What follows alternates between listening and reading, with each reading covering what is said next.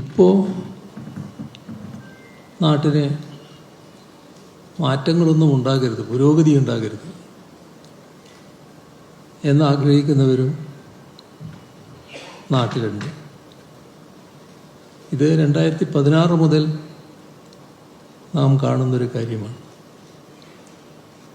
ഇപ്പോൾ വേണ്ട, പിന്നെ എപ്പോഴാണ്? നമ്മുടെ നാടിന് നല്ലത് സംഭവിച്ചാൽ ആ നല്ലത് അംഗീകരിക്കാൻ വിഷമമുള്ള ഒരു കൂട്ടരിവിടെയുണ്ട്. മാത്രമല്ല, ഇപ്പോൾ നാട്ടിന് മാറ്റങ്ങളൊന്നും ഉണ്ടാകരുത്, പുരോഗതി ഉണ്ടാകരുത് എന്നാഗ്രഹിക്കുന്നവരും നാട്ടിലുണ്ട്.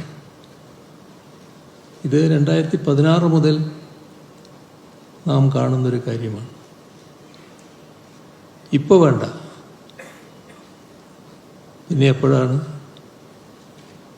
ഇപ്പോൾ ചെയ്യേണ്ട കാര്യങ്ങൾ ഇപ്പം തന്നെ ചെയ്യണമല്ലോ. കാരണം കാലം മുന്നോട്ട് പോവുകയില്ല, അതാരെയും കാത്തു നിൽക്കില്ലല്ലോ. ഇപ്പം നാം നേടേണ്ട നേട്ടങ്ങൾ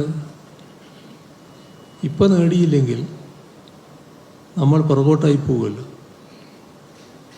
ആ പുറകോട്ടാവുക എന്ന് പറയുമ്പോൾ നമ്മുടെ ചുറ്റുപാടുമുള്ള പ്രദേശങ്ങൾ, കേരളത്തിന് പുറത്തുള്ള സംസ്ഥാനങ്ങൾ, ലോകത്താകെ നടക്കുന്ന വികസനം, പുരോഗതി, അതിനനുസൃതമായി കാലാനുസൃതമായി നമ്മളും പുരോഗതി നേടണ്ടേ? ഇപ്പോൾ വേണ്ട എന്ന് ധരിക്കുന്നവർ ആ വികസനത്തെയും പുരോഗതിയാണല്ലോ തടയുന്നത്.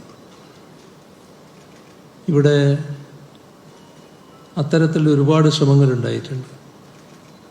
നാം ഒരു താരതമ്യ പഠനത്തിലേക്ക് കടക്കുന്നതായിരിക്കും കൂടുതൽ നല്ലത്. വളരെ വിശദമായി ഈ കാര്യങ്ങളിലേക്ക് പോയാൽ നിങ്ങളുടെ സംസാരിക്കാനുള്ള സമയം കുറഞ്ഞു പോകും.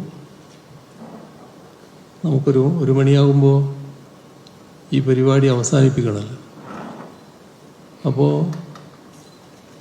പറയാനുള്ള കാര്യങ്ങൾ ഈ ആമുഖ ഭാഷത്തിൽ ചുരുക്കി പറയാമെന്നാണ് ഉദ്ദേശിക്കുന്നത്. അപ്പം നമ്മുടെ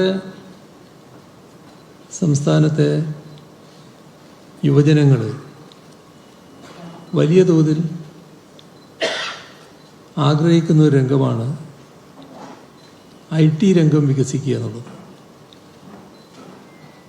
ഇവിടെ വളരെ നേരത്തെ കേരളത്തിലാണ് IT രംഗത്ത് ഫലപ്രദമായ മുൻകൈ ഉണ്ടായത്. രാജ്യത്താദ്യമായി ടെക്നോ പാർക്ക് നമ്മളാണ് സ്ഥാപിച്ചത്. പക്ഷേ അതിനനുസൃതമായ പുരോഗതി നേടാൻ കഴിഞ്ഞുവെന്ന് അവകാശപ്പെടാൻ നമുക്ക് പറ്റില്ല. 2016 നമ്മുടെ IT പാർക്കുകളിൽ 640 കമ്പനികളാണ് ഉണ്ടായിരുന്നത്.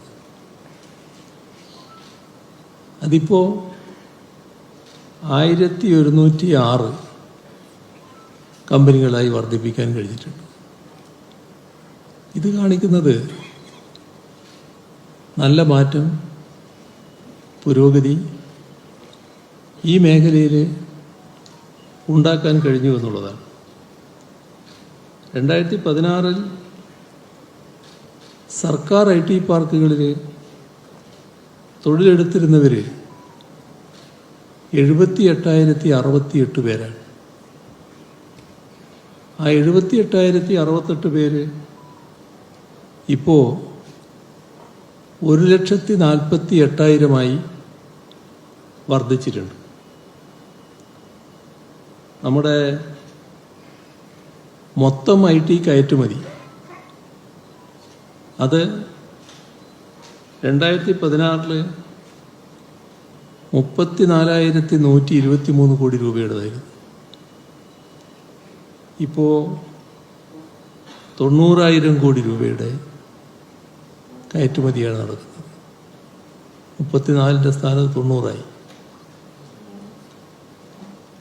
ഇവിടെ സ്റ്റാർട്ടപ്പുകളുമായി ബന്ധപ്പെട്ട്